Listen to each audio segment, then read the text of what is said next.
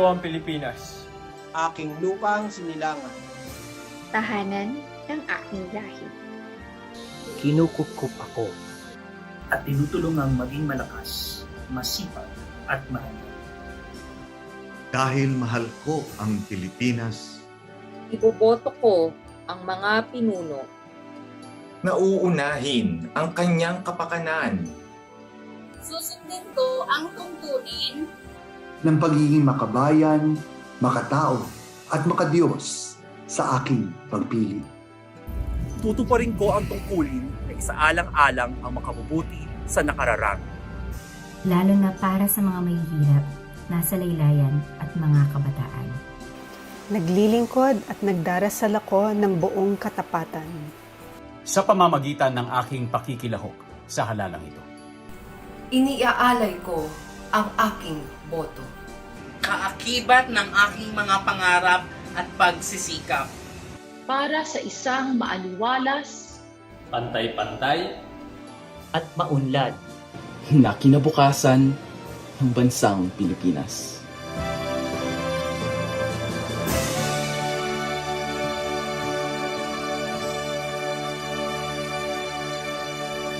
The Voice of the Blue Eagle, radyo-katipunan 87.9. Radyo, radyo, radyo, radyo, radyo, radyo, radyo, katipunan. Radyo, katipunan. Radyo, katipunan. Radyo, radyo, radyo, katipunan. Radyo, katipunan. The Voice of the Blue Eagle, kami di mapipigil sa pagbabalitang tumpak at tama. Buhay atin sa labas ng eskwela, ating ibibida lahat ng eskwela. Radyo, radyo, katipunan. Radyo, radyo, katipunan. Radyo, katipunan. Radyo, katipunan. Kawal ni Ignacio, katipunero sugo. Todo sa kayod, punong at tulong. Lipad na Blue Eagle, galing hiding at tigil.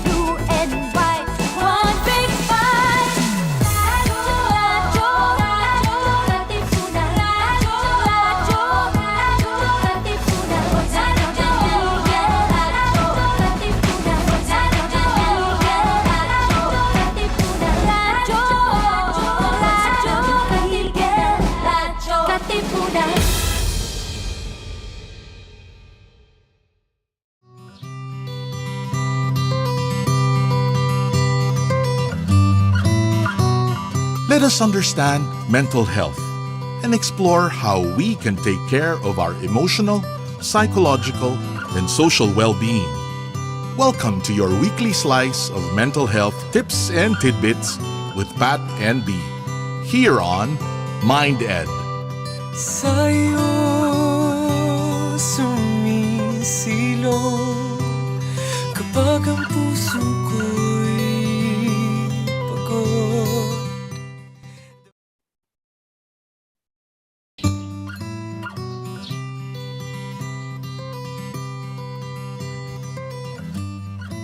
Game na ba? Ayan. Okay, welcome to MindEd, your weekly slice of mental health tips and tidbits. My name is Pat B, who is just a letter, is not with us today. I really never know how to start these things off, especially when I'm just by myself. Hi guys, thanks for tuning in today. So yeah, I'll get straight into it. Hindi na ako magpapaliboy-liboy kasi I don't like talking to myself anyways. Para masimulan ko na yung pag-introduce ko sa guests. But anyway, so how I've been over the past week, or I've been mindfully present. Remember, on MindEd, we catch up on not just how we are, but what our core values have been and how we've practiced those core values. How I've been mindfully present this past week. I was nursing this sprain. I've had this weird clicking and stinging in my wrist. I know I should have gotten it checked, but I didn't. But I've been going at it slow then. So, last week I thought that I should start working out again and getting into like the depth of it. But then I got injured and I just thought, man, that sucks really, really bad. And I could have ruminated about how I could have started exercising all over again and I could have gotten started on my journey to getting fit again, pero hindi siya nangyari. But instead of beating myself up over it, I just said, you know what? It's fine. It happens. I'll go at it slow. One of the other things also that has been happening, or that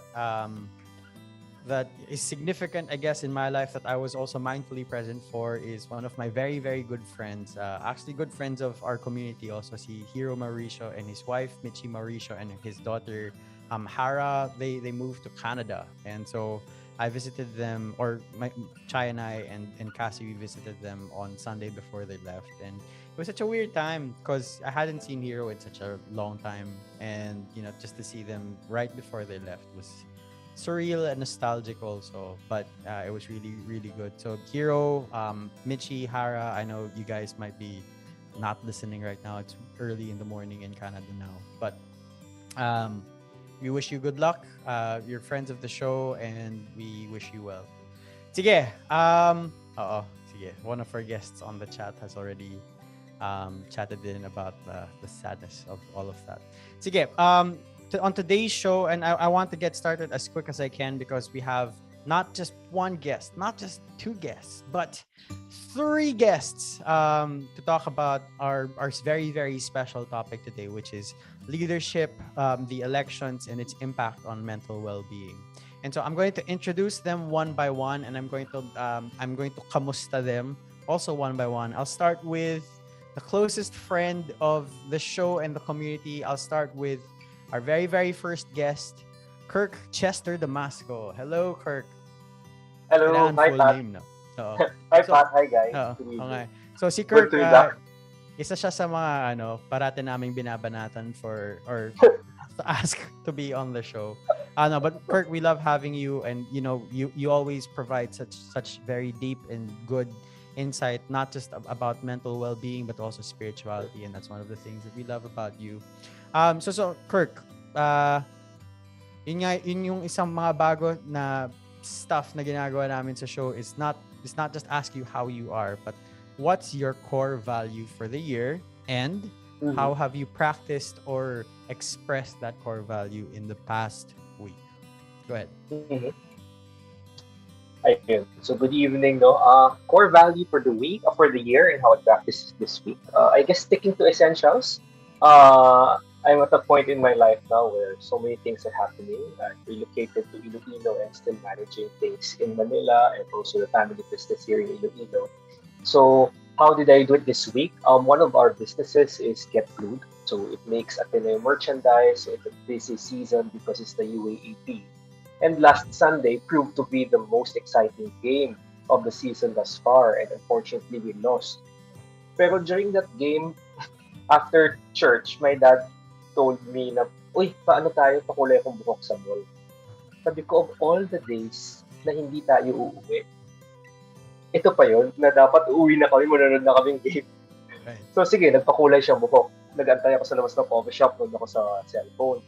Akala ko, nung pabalik na siya, kasi matatapos pa lang yung halftime nun eh. Akala ko, sige, uwi na tayo. Eh, bigla nagsabi na, uy, sige, ikot-ikot tayong mall, kain na rin tayo. So sa loob-loob ko, of all the Sundays, you chose this particular Sunday when it was the most exciting game in the season. History of UAAP. Yeah, I stick to essentials. Yeah. Well, with all due respect to our friends from Dilema. I mean, no, I mean, so yun, yeah. So parang, at that moment, I just thought na, okay, what is more important? Syempre, my dad and my relationship with my dad is more important than UAAP or Get Glued or my job or anything that I was facing right at that time. Yeah. So, yun po, Sir Pat. Thank you. Wow, sir. No, I appreciate that. And I realized na, no, parang that really is one of the heart of one of your businesses, is the capitalizing, not in a bad way, but capitalizing on the school spirit, and you weren't home for it. Baka kaya sila natalo kasi wala ka sa bahay, hindi ka nanonood sa bahay. Pag naman masyado, yung hopes and dreams ng buong Ateneo community pag nakasalalay sa akin, hindi naman ako naglalaro. So, wag tayo. It's not good for my mental health. That's true. And true to MindEd nga is about improving or sustaining a good level of mental well-being. But no, seriously, ako din, I've been out of touch, I think, with the UAAP the last maybe 10 years. I've not cared about it since, I guess, maybe just over the past few weeks when I realized na... Nanalo ba team niyo? Hindi eh. Okay. That explains it. Joke lang. Pero nasa top 4 na sila ulit. I mean, I love all of the teams. I especially love also, I mean, no bias or anything, or parang nothing against any other team, but I also love the Ateneo team kasi parang to have that record going for the past 3 years na tayo, Kurt. Oh, diba? And then for it to kind of happen like that, UP really worked hard. Yeah. Congratulations to our friends from UP. And there's a game tomorrow. Malalaman kung if Ateneo will face either UP or LaSalle in the finals. Okay. Sige. But either way, like, good luck to the final four. The final four now is what? So there's Ateneo, there's UP, there's LaSalle, and there's FEU. Yeah.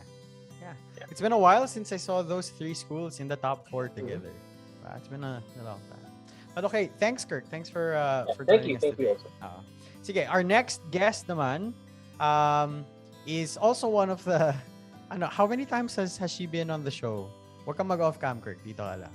How many times has this guest been on the show? She's been on the show, I think, like, this might be her 3rd time, I think. Yeah, I think it's her 3rd time. And so, please welcome Vanya Castor. Yawn. What a face to present yourself, Vanya. Thank you. I was expecting a smile. I was expecting respect. Nice. So yeah, Vanya, same question. So, what's your core value for the year, and how have you expressed or manifested that value in the past? Okay. So, core value lang, walang vision, ganon. Sige, thank you. No, I think it's a very hard icebreaker, by the way. So, I think, integrity. Wow, okay. Yeah. Importante yan, pag-usapin din natin. Yun nga, align siya. I think because, sige, mag-plug na din ako dito. I just released my EP a month ago or 2 months ago. Yeah, 2 months ago. I released my EP, my first EP, Woman. Tapos, I'm also a campus youth missionary. So, I kind of tread between like 2 worlds-ish. Not really, but ish. Di man siya mutually exclusive, pero... yeah, but it's kind of different in a sense. Yeah. So, there's a tendency to kind of put on a face for the other or turn off a face for the other, parang ganon. So, and it's exhausting. I attempted to do that, but it's really exhausting. It's not my thing. So, yeah, I learned kind of early on, yeah, I think this is gonna be my thing for the rest of the year. Okay, integrity. Yeah. So, wait, sorry, I might have missed that. How did you express that over the past week? Oh yeah, it's just, I talk to a lot of people, right? So, siguro just in like how, like the way I talk to people, parang same lang din. Walang parang Christianese or ganun. It's just like the same through and through. You're the same person that I am with my friends or in community. Okay. Yeah. So, integrity of character. That's amazing. Thank you. Yes. Speaking of Christianese, yan, sakit din namin ni Kurt. We get that. It comes with the territory, I think. It comes with the age. I don't want to add any further. No comment. Thank you. Sige. Thanks, Vanya. We'll get back to you in a bit. And our last guest for tonight, part of our panel, talking about, again, leadership, the elections, and its impact on mental health and well-being, Nico Nervaez. Nico is a first-time guest on the show. He represents first-time voters and the youth. Nico, how are you? Good evening. Yes, I'm doing good. Medyo mainit lang, pero naka-jacket ako. Okay, pinili mo talaga yan. Pero sige lang. But yeah, sa akin yung sa core values ko. Well, because I'm a fairly young person compared to you guys who are already in their 50s. So, so ako kasi, I'm... Okay lang. Go lang. And itong pandemic, I got social media marketing jobs. And so, first time ko magka-sariling pera, na hindi baon ni mami, gano'n. And, well, nagkaroon siya ng slightly bad effect sa materialism sa akin. So, that's what I'm working on this year, na to really let go of that materialism. Nakakapag-budget naman ako. I do the 10-20-70 thing, right? Nice. But the 70%, I believe na I could use in other ways pa. I use it too much on buying things that I don't really need. Parang ganun. So, yeah. So, parang how I applied that this week, well, actually, last week siya, I started, pag nakita ko may tira pa sa 70%, sweldo na naman ulit. Parang ganun. So, parang, instead of, buying things na I kind of want, tinreat ko na lang yung ang two sisters ko kasi I have two sisters. Mga ganun. So, I use it instead to share, diba? Instead na soloin ko. So, that's something na... Kana kami din. Joke lang. Okay lang. Yeah, you were going there. No, I'm kidding. Yeah. Okay. Yeah, but that's something na I really need to work on this year. Oh, that's amazing. So, very varied. This also ages us, I guess. Parang fiscal responsibility isn't something that we think about too prominently anymore. But I guess it's really appropriate to where Nico's at in terms of like age, no? Like earlier the better. Right, that's right. Very, very, very, very good for you. So sige, very varied values also. So we have keeping it simple with Kirk, integrity for Vanya, and fiscal responsibility for Nico. That's amazing stuff. And for me, it's mindfully present. Sige. Oo nga, Nix. Nasa Makati lang daw si Vanya. Bigyan mo. Sige. Pasend ako QR code mo. Oh. Okay din.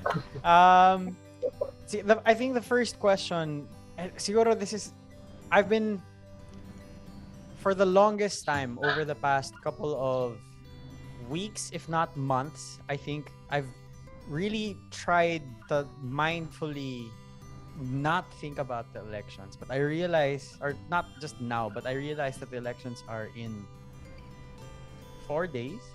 Mm-hmm. Yeah. So I think that's my first question for everybody. Like, what's it? How are you with regards to that, in relation to that fact that the elections are coming up in 4 days? Maybe we'll start with Nico. So you're a first-time voter, Nico. What's on your mind thinking about the elections being in 4 days?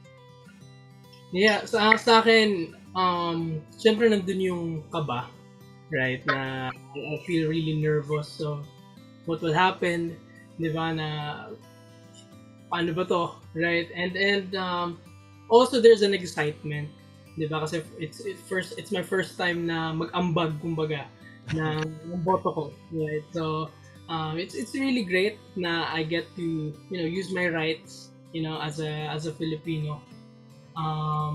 But siguro mga 70% kabado, ganun. 30% yung excitement. So, yeah. Thank you. Vanya, what's that like for you?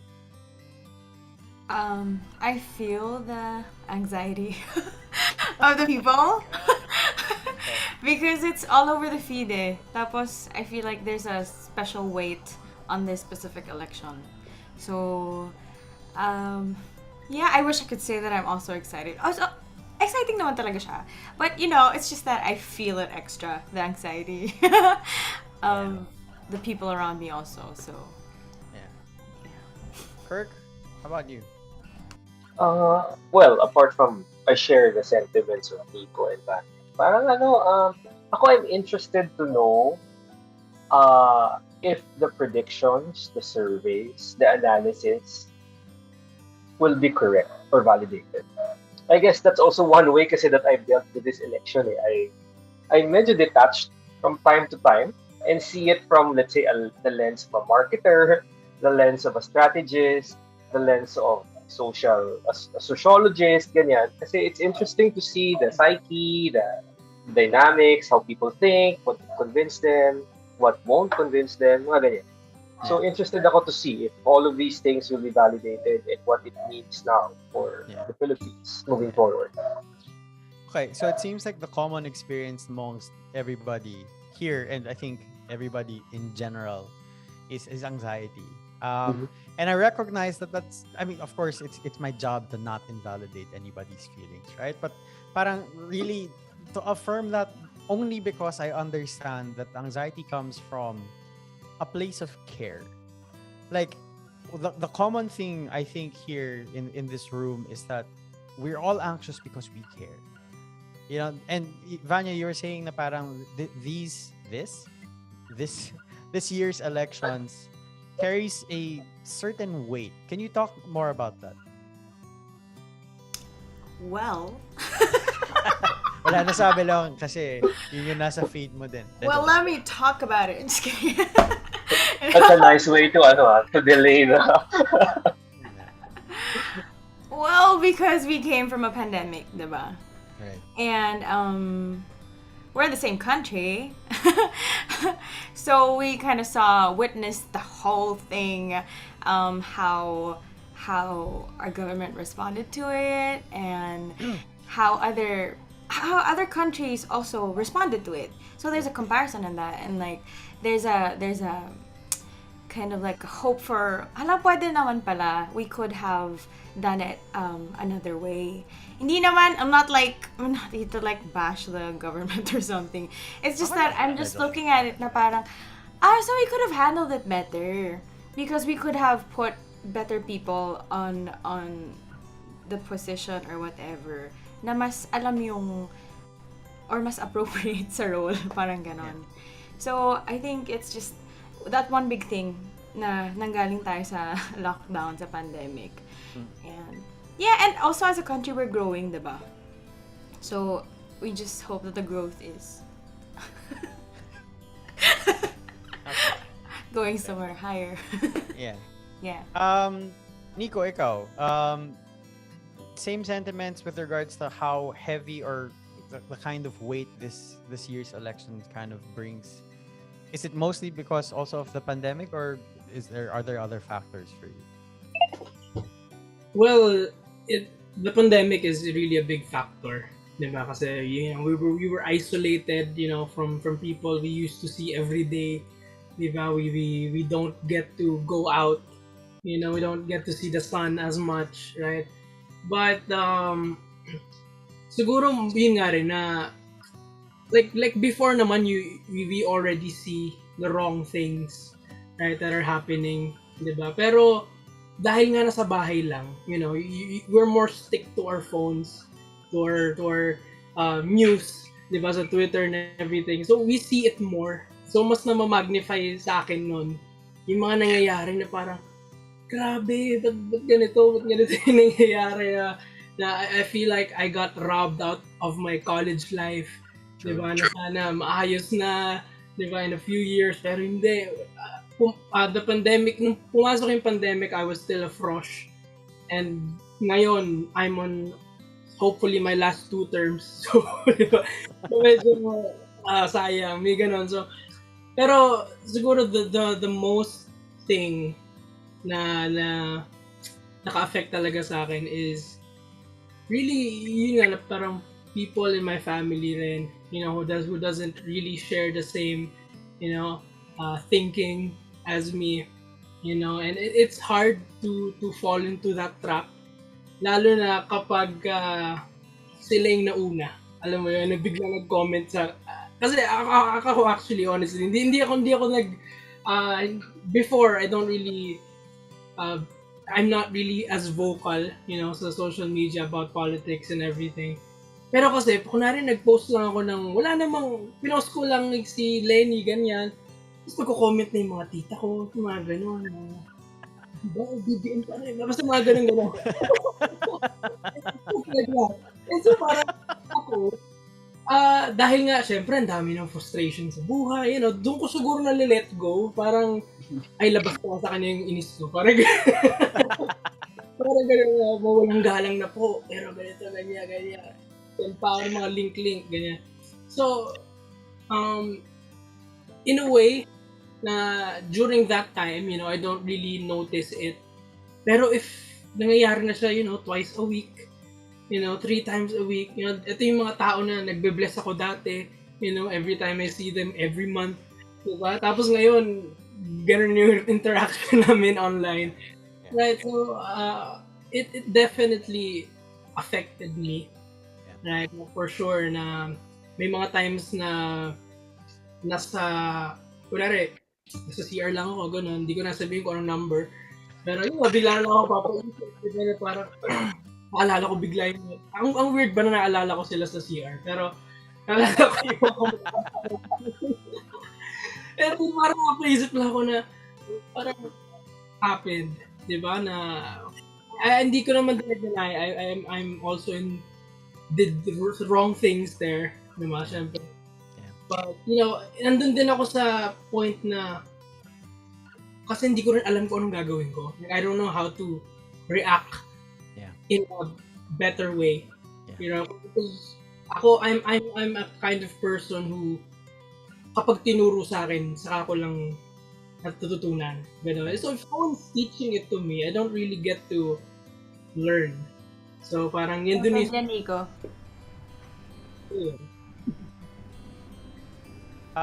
Kirk, we've been around. This is not our first go around with the elections. The first time I voted, I think, was in 70s. Sorry. Oh, thank you. My first presidential elections was with Pinoy's time, and then senatorial elections after that, and then the last presidential elections, and then another senatorial elections, and then this one, which pretty much I think same for you, or yeah, same. But one prior senatorial election. Same, exactly same. Okay, same now. Is it the same for you? Like, does this year's elections kind of carry a special weight, or parang how does it compare to all of the other elections that have passed? This being the third presidential elections that we've experienced. I think this carries more weight, primarily because it's a clash of values kasi. Kumbaga, the lines have been drawn. And the lines have been drawn publicly because of social media. Yeah. Diba? Dati naman, I'm sure there were clashes of values, of ideologies, of personalities, of principles. Kaya ngayon kasi it becomes your tribe versus my tribe. And it can precipitate into many forms of debate, of topics na minsan nagsimula lang sa politika, napunta sa kung paano mo inaayos yung kama mo sa bahay, paano mo inaayos yung negosyo mo. Kumbaga, diba? It's a trigger. It's a flashpoint. Yeah. So, I think technology has a lot to do with that. People being more active because they are stuck at home, or our routines have been disrupted is a function of that. Yeah. And also because the world is built now, or is operating in such a way that it's just so polarized. Tolerance or coexisting with people who have different values or opinions with a challenge. So, such are the times. Yeah. Totoo nga, no? Parang I realize now when I think about it, like when we were parang the access to information or the voters' education is much more accessible now, but also very delicate compared to before. The programs that they had for us when they were, when sila Gibo and sila Noy Noy and sila Jambi Madrigal were running, parang wala naman din ako masyadong alam nun. But now you have access to everything. And on the one hand, like that, I'm super grateful for that. But because you have access, or because everything can be accessible, like anything can be accessible, even not actually accurate or true. Now, Kirk, you were saying something about how it's polarizing, and it's my tribe versus your tribe. It's our values versus your values. And Nico was sharing something about that along the lines of his family. And so, is that something that you've experienced, Kirk, also in the same way? Na parang it kind of led you to drift apart, or how has it impacted your interactions with people whose values differed from yours? And then I'll ask you, Vanya, also next. Well, there are certainly people whose choices for these elections were shockers. Na parang, oh, I did not expect that you would. Or parang, oh, di nga. And then, siguro parang ano na rin, being conscious kasi that we head a company, it is our duty and responsibility not to antagonize people, but to try our best to listen to them. Kung gusto namin silang hiritan, we use humor because it works. And then, pero, ano kasi, pag pinakinggan mo talaga sila, there are valid reasons why they are like that. Their reasons may not be objectively and factually valid, pero you can understand why they are coming, why their opinions are such, and where they're coming from. Yeah. So yun, so parang ano lang, continuing conversation, continuing pasundot-sundot, iba-ibang approach, and then pag wala talaga, edi wala talaga. I mean, that thing will be beyond my control. So hindi mabuti na i-stress ko ang sarili ko over that. Vanya, how about you? Sabi mo din kasi kanina, madami kang kinakausap. So I'm wondering if you've encountered anybody in the countless conversations that you've had that whose values around, choosing a leader have differed from yours. Yeah, my circle is pretty small. So wala, same lang kami. Joke lang. Okay. My family, sa pamilya ko din, meron din, especially the side na maraming politiko. Doon pa kami magkaiba. So ako parang, oh, Jesus! So, and also like, of course, in church, parang, I was a bit naive to think that you're in church, you should love God, you'd love people. So naturally, you wouldn't vote for someone who goes against that. But that's not the reality. And like a few weeks ago, I heard some of my friends in church talk, and they had like different candidates, and I was like, what? Really? He's voting for us? As in, super parang scandalized talaga ako. And parang, oh, so I'm so sorry to think that everybody thinks like me. Kasi that's the truth. We all want the same thing, but we don't arrive at the but like the way we arrive there is not the same. So, yun din, parang hindi ako masyadong confrontational na parang, ay nako, ano ba yan? Yung ganun. Pero I'm more like, I know that this person is good. He's my friend, or like they're my friends, and I know that they're good. But why? So there's something in me that wants to know na parang, ano ba yung factors? Is it family? Is it like what they go through in the day-to-day life, in their businesses, everything? So it's just more of like, I'm really just curious and also really disheartened, you know. It's the same for me, I think. Parang hindi man siya breach of confidence eh. Hindi ko na pag-usapan yung trabaho. Pero, I mean, in terms of like, for most of the people in my circle, at least in my family, more or less aligned naman siya. The only conflict I think that I've run into are people who decide na lang, it's gonna be the same thing all over again, and I might as well not participate na lang. At least hindi siya parang, it's gonna be the same thing, so I might as well vote for the guy who's most evil or something. Wala namang skewed logic like that. But in terms of like people on the periphery of my circle, kwento ko lang I have this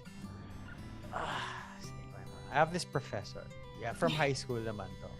And we really, really looked up to this guy. Legit, as in, he was one of the more like eloquent and intelligent and influential professors that we've had. He taught philosophy, by the way. And we were throughout the elections, I was following him or his like train of thought. And then suddenly I saw it make a turn for the worse a bit because I saw his senatorial slate. And then recently, I think it was just yesterday or kanina lang na he said na parang for all of the people who have campaigned or the people who have tried to convince me, I appreciate all of the time and effort you've put, but I've come to this decision, and this decision is I need a candidate. I'm gonna watch all of you, as I say all of this, because I want to gauge also your reactions to this and see if my confusion is valid. But he said that we need somebody, a leader who is not a lame duck, who has shown grit. And this person that I've chosen has shown grit when he voted not to convict, or I forget this issue, to convict or not convict CJ Corona, even if they stood to gain from it and he did not, and so on and so forth. And so therefore, I am going to vote for Bongbong Marcos. Okay. Same thing. I was just like, but at the back of my mind, I was like, again, context was this guy was like the most logical person I've ever met, or like especially as in my formative years. And bigla na lang, oh, wait lang. He was saying that we needed to eradicate corruption in the country, and yet the person he's voting for is like, I'm not even citing the argument of his father was corrupt or that his mother was corrupt, but he also is corrupt himself. Sorry, okay. I'm getting too passionate. Do we need to order more iced tea?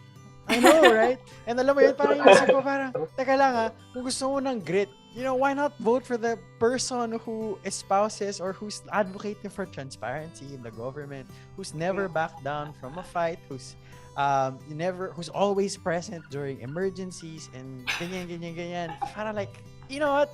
It's not worth it. I respect you. You've arrived at your decision in, like, I guess the most logical way. Parang sa akin kasi, I can respect if ever those people who chose to vote for other people, if personally themselves they stand to benefit something from it. Mas hindi ko kaya talaga i-take kung kunwari binoboto nila dahil sa fake news or some misinformation or false. So yun, that's still something that I'm trying to kind of cope with or deal with. Pero my question to all of you naman is, given all of the conflicts that you've experienced, how have your minds reconciled those conflicts? So, sige, Nico, unahan kita. So, given that these people are your family and, parang nagka-clash talaga, how have you, if you've not, then share with us pa rin, pero how have you made your peace with it? Well, sa akin, what I did was, I didn't really have the guts to, actually message them and, apologize or anything. But what I do na lang, and na-reciprocate naman siya, is I started, reacting their profile picture pag nagpalit sila. Nag-story ng anak niya, yung heart ko, so cute po. Hindi naman, cute naman talaga. Hindi naman ako nagsisinungaling doon.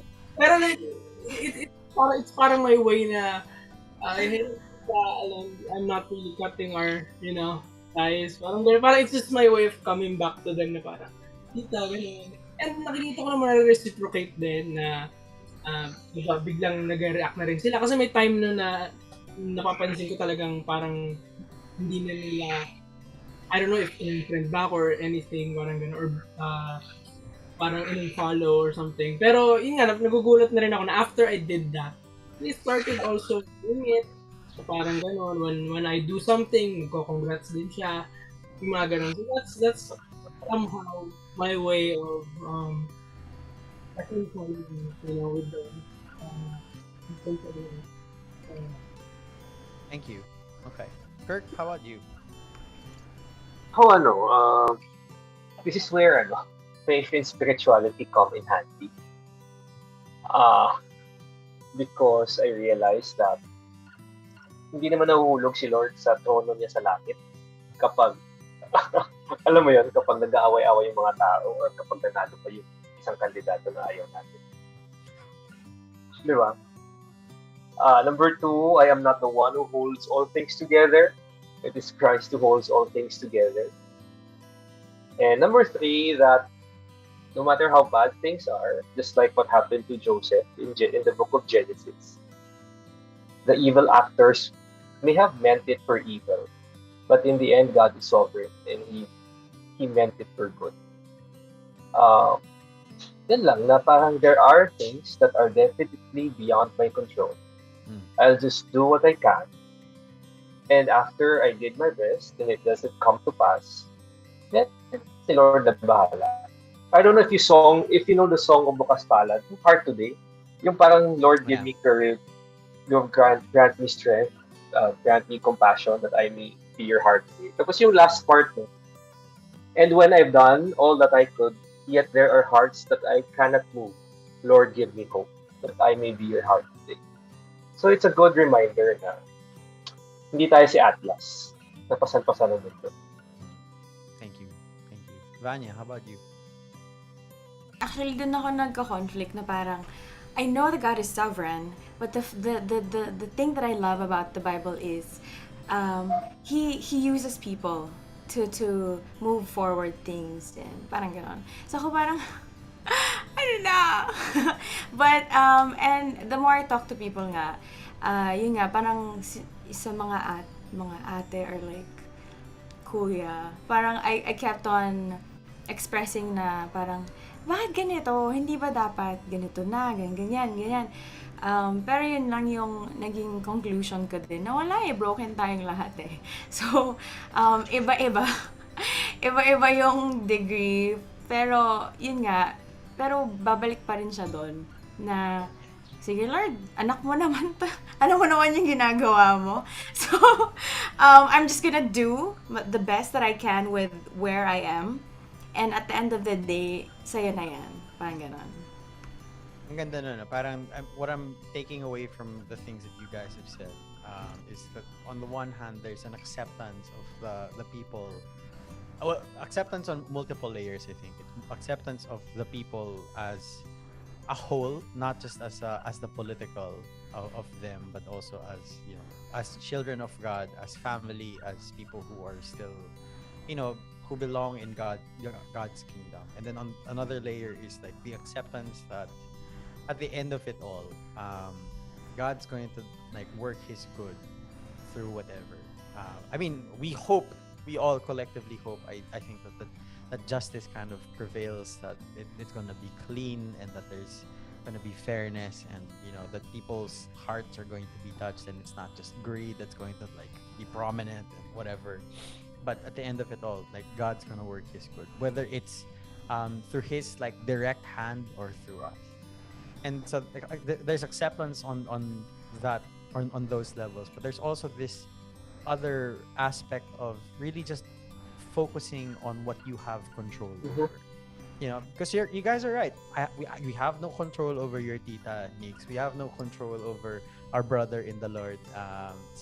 Kilala natin yan, Vanya. Huwag na natin pag-usapan. Or pag-usapan natin mamaya. Bali. Or we have... sige, mamaya yan. Or, you know, we have no control over the people that we encounter. But we have ultimately control over ourselves and how we present ourselves to other people and how we influence them, if ever, to make better decisions. And I think that's one of the things that I tried. So, like, over the Holy Week and the week after, my family and I were on vacation.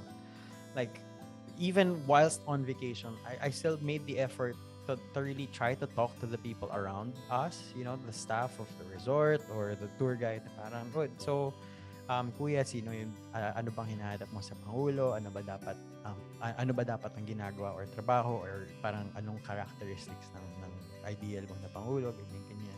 And you know, to clarify as much as I can any like potential false information. I kid you not, there was one guy that we talked to who thought that Kiko withdrew. Legit. Parang sa akin, that's not news that ever reached us here. Like, or that's not fake news that ever reached us here. Where did you get that from? But I showed him like, kuya, hindi po totoo yan. Nandito pa rin. So, alam mo yun. So, parang, and through that, I've met all sorts of people and I've met all sorts of opinions. People who are like, yeah, I'll consider voting for BBM, but I'll never vote for Sara because I'm so sick of Duterte's in the government. So alam mo yun, parang that's such a weird like duality, because like the traditional notion in my head was like, I'll vote for BBM because he's partnered with Duterte and I like Duterte. So meron palang mga ganun, no? So yeah. Tsaka ano, Pat, I think I mentioned this earlier. Go ahead. One thing that I do to maintain my peace is to see this as instructive and informative. I mean, what's happening? The mere fact that people cannot distinguish the fake news from the real news. What does it tell you about our educational system? What does it tell you about the population? About how our country looks moving into the future? So, kumbaga, there are snippets and packets of hope and opportunity even in the very, very bleak scenario. Kasi you know where to intervene and what to do. Things that otherwise would not come out if all things were all great. And maybe, to Vanya's point, this is precisely the reason why God allows us to undergo such trying times. Because to realize, hello! Hi, Cashew! She's Hello. half naked, so I can't. Hanggang dyan lang siya. Yeah. Go back to your mama. Let us not wound her for the rest of her life. Yeah. So yun Sorry, nga, keep going. so yung mga bagay na makikita natin na pwede nating gawa ng paraan to improve moving forward only happens when there are things that are not working well. Yeah. So it's up to us pa rin to identify all these things, to not waste our pain and suffering and impatience and frustration, but to actually find good in there and use it to be better. Yeah. And I guess that's where your entrepreneurial mind really comes in, no? And thank God for that, because for other people, a lot of them are focused talaga. This is so wrong, and this is so bad, and how, we're stuck in this, and it's such a okay, we're gonna sabihin yung expletive. Pero for you, it's more of like, yes, it is wrong. Yes, it is bad. But this is something to correct. This is an opportunity for us to be better as a people, or at least for me, in whatever personal capacity I can, to really try to do something to correct or to change. People call it the pain point. What is that pain point that you're trying to address and add value to? Yeah. So, kumbaga, pag ganyan yung mindset, at least kahit pa paano, less ang masasayang natin because we can turn things around. And I really love that about you. Thank you, Kirk. My gosh. I don't know if we have time for other questions. My last question na lang is just to kind of wrap things up in the perspective, I guess, of acceptance and commitment therapy. Something I've talked about with Kirk extensively. Something I might have talked about with Vanya, never with Nico. But one of the big things about acceptance and commitment therapy talaga is values. It's the pursuit of, or the clarity in the pursuit of values that really gives a person a sense of fulfillment and meaning in their lives. And people have values about different things in their lives, whether it's about how or what kind of people they want to be as employers or employees, or as people in a relationship, and so on and so forth. And so I guess the last thing na lang is, and this is similar to the question na lang siguro that I asked the tour guide once, is what values are you really looking for or to be prioritized by a leader of a country? Especially this one. Coming from the context of, Vanya, you talked about the pandemic and, seeing better. So what values are you looking for? And this is something for all of the people in the audience, in the chat, to answer also, just to kind of fill it in also is, what values are you looking for in a leader? What values should a leader be espousing, given everything that we've gone through as a country and as a society through the pandemic and beyond that? Maybe we start with Nico. Yeah, sa akin is first is knowing his or her capabilities and when he or she needs help.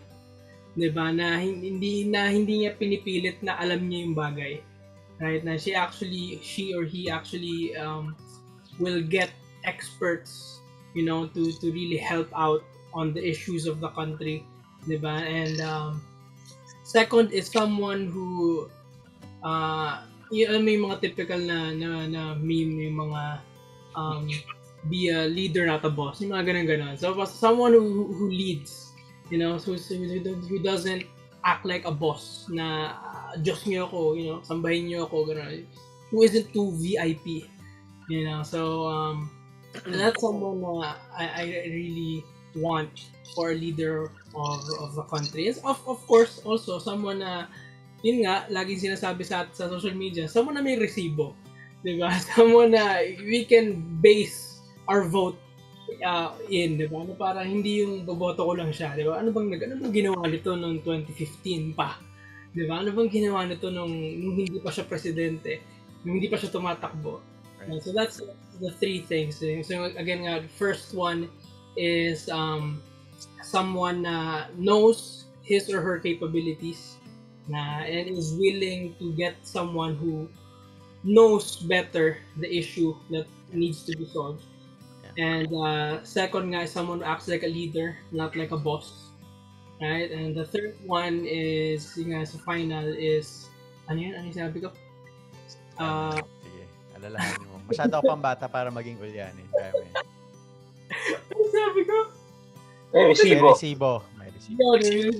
So someone na we can base our vote na bakit natin maboto to, anong nagawa niya dati. Right.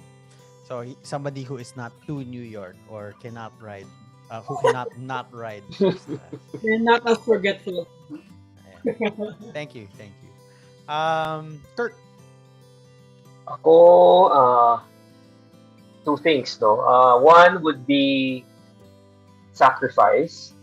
How is his or her attitude when it comes to sacrifice? I say this because leadership is such a difficult thing to do.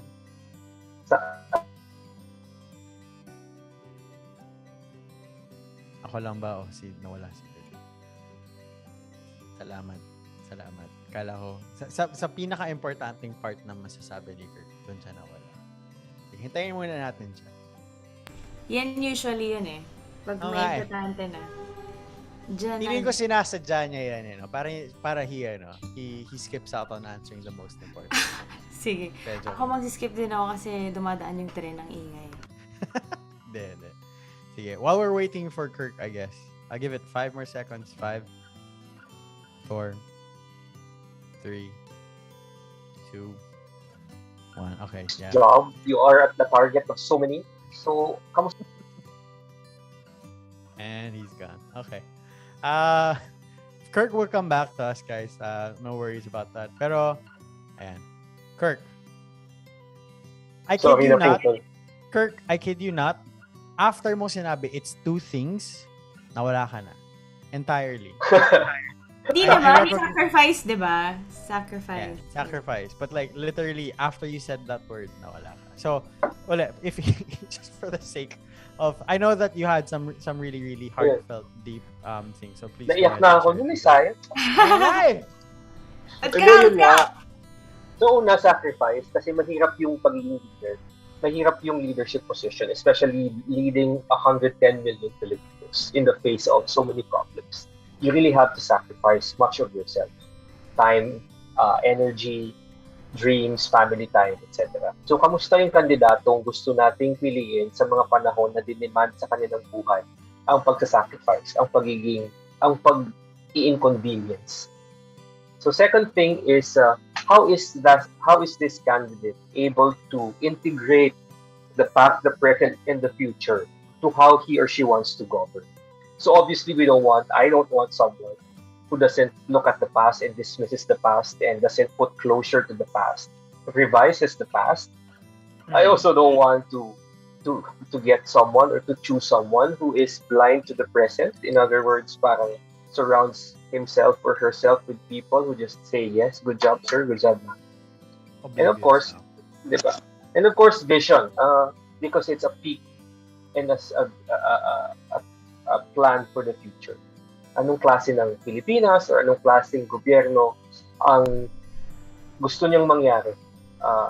Kasi you cannot deny the past, the present, and the future for you to integrate the country and your leadership into an effective one. So it's integration of past, present, and future, and somebody who has the capacity and the willingness for sacrifice. Yes. Thank you. Vanya. ang galing naman, dapat last na siya. Erase na lang. Hindi ba ako nag-mute ulit? Go, Kanya. I think, nung start kasi when they announced their candidacy, parang wala na akong tinignan na iba. But the thing that I did was to kind of litmus test my candidates. So parang yung first, parang naisip ko, oh, she's so in touch with the communities, ganon, sobrang niya, hands-on. Yung concern ko at the back of my head, since I took up diplomacy in college, sabi ko, how is she gonna translate? I didn't take up music! Okay, sorry, good. So at the back of my head, I was like, so how is she gonna translate this? How is she gonna assert our independence as a country in the international arena? So ako parang, does she know what she's gonna do? How in the with the bigger dogs, parang ganon. And true enough, nung mga nag-debate nga, ako parang, oh, so she knows what she's doing. So she knows what her plan for the country is if these things happen. Napag-isipan talaga. So I guess competence talaga in all aspects.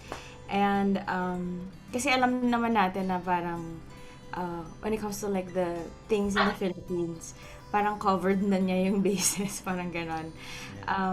Tapos I think compassion, kasi yun nga, as a woman, I feel like because women have taken a backseat in the country, I feel like it contributed a lot to the decay in values. Kasi diba, as sa design, men and women, yung babae yung bumabalik sa humanity. I mean, she's more, I'm not saying that we are more. It's just that in the design nga, in the design of man and woman, parang diba, we're meant to complement each other. And yun nga, because women have chosen to keep quiet and to just play small all the time, hindi nababalanse yung bangka, parang ganon. And I think the last one is integrity nga. Kasi ngayon nga, ang hirap pag busy ka, ang dami mong responsibilidad, tas ibang tao ka pa sa lahat ng dealings mo. So, it's really gonna manifest also in the direction that the country is gonna go towards. So, I think those are the three. Thank you. It really just kind of emphasizes talaga how much this year's elections has I'm in the loop now. There's so much at stake here. You know, it's not just about what the next 6 years are going to look like in terms of economics or infrastructure development or urbanization. It's our morals. You know, it's our values as a people, as a culture. Are we going to be the people who, you know, who tolerate or even promote lying and thievery and greed and self-gain, or are we going to be the people who stand up for, who really lift each other up, who really do good for others because it's good, it just generally is good to do good and not because they get anything from it. You know, are we going to be the people who are saying na parang, well, you know, the dad of that guy's golden age and whatever, and historical revisionism stuff? Or are we going to be the people who are like, we need a plan, we need to be resilient, we need to be capable, we need to be really come together? And that's what's at stake here, I think. And so our call for the people who are listening in today, tonight, including Shani, MVP ka ngayon kasi ang dami mong comments sa chat ngayon. Pero for everybody who's going to listen to this or are listening right now, we really call on your hearts to really vote, not for just yourself and for your benefit, for really the benefit for people, and to really examine in yourselves the basis of which or by which you are voting for whoever you're voting for, and is it going to really benefit everybody else around you? not just yourselves and your family, but the people around you. And guys, I really appreciate you being here. This was such a heartfelt and really like thought-provoking conversation. I really wish Bian were here. Bian, nasa ka? Pero, Hi, Bian. Sige. Nandiyan lang yan. Nakikinig din yan. But yeah, Kirk, again, thank you for being with us today. Like it's always such a treat to have a conversation with you, whether it's on air or off air. Vanya, alam ko maraming best na namin na parang, alam mo yan, pinagtripan dito. Pero always, again, such a, just to hear your voice and your insight on things and your unique perspective. And Nico, wow, parang talagang, I know it's not very common for you to be doing this kind of thing, and I only just asked you earlier. Pero, the perspective also that you provided today, I think really, really important given, the context in which you're at. And so, more power to you, and hopefully like things get resolved. Sige, promotion time. I'd like you guys to have an opportunity to promote whatever it is that's going on for you right now. Nico, let's start with you. How can people reach you, or what is it that you'd like to promote today? Yeah, so I'm Nico, again, Nico Narvaez in Facebook, and I sell houses. So if you guys are looking for houses, yan, nandiyan ako. May mga bahay akong binibenta na sa 580,000 lang. Bahay lupa yun, right? And ranging from different houses. So yeah, and also if you need social media content designers and handlers, yan, dito rin ako. So,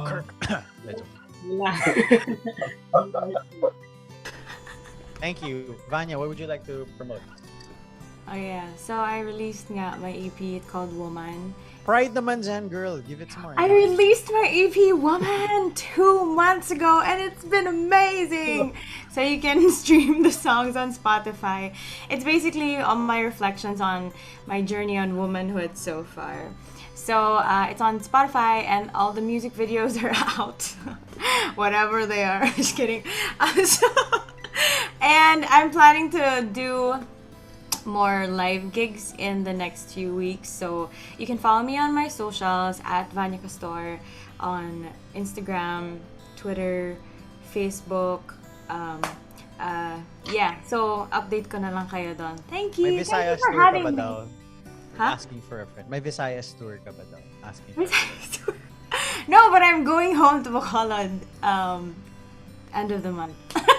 Oh, nice. Yes. Kirk, promotion of everything. Ako today is 5-5. So, visit your favorite online shopping platforms. And on those platforms, visit GetBlue for your Ateneo merchandise, and Worship Generation for your faith-themed inspirational merchandise. And ano ba promote ko? I will promote my candidate, which joke lang. Alam niyo na yan. About the mass marketing, joke lang. Okay lang din naman. Yeah, buy hollow blocks from us. Basta vote kayo, guys. Vote on Monday. Yeah. Number 2, be good friends and do not cut the relationship with those who don't share your candidate. Yeah. And then number 3, we're all in this together. So we're stuck with one another anyway. So go lang. Okay. Yeah, I did the dance. Oh, Vanya's doing the dance too. Nice. Okay. Ako naman, promotion of mental well-being. Well, I know you guys knew that already. So, okay. This has been MindEd, your weekly slice of mental health tips and tidbits. My name is Pat. B's not with us, but feel better, B. We're listening to Kirk, Vanya, and Nico. Thank you guys. This is MindEd signing off. See you guys soon. Bye. We can do this when we like.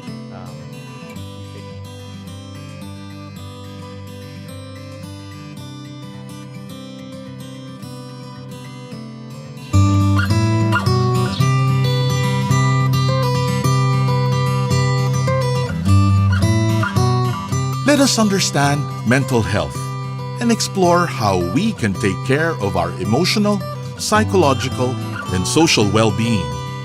Welcome to your weekly slice of mental health tips and tidbits with Pat and B, here on MindEd. Sa'yo sumisilo kapag ang puso ko'y Radyo-Katipunan. News, insights, inspiration. Radyo-Katipunan. Down from the hill and down to the world.